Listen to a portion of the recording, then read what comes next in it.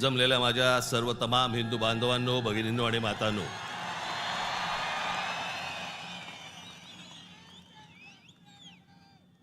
सर्वप्रथम मी आपणाला सर्वांना गुढीपाडव्याच्या मनपूर्वक शुभेच्छा देतो।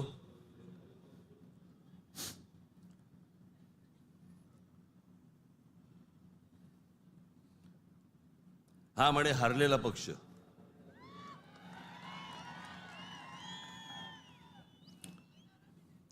झालं, निवडणुका संपल्या, सगळ्या गोष्टी झाल्या, पण आज गेल्या निवडणुकीमध्ये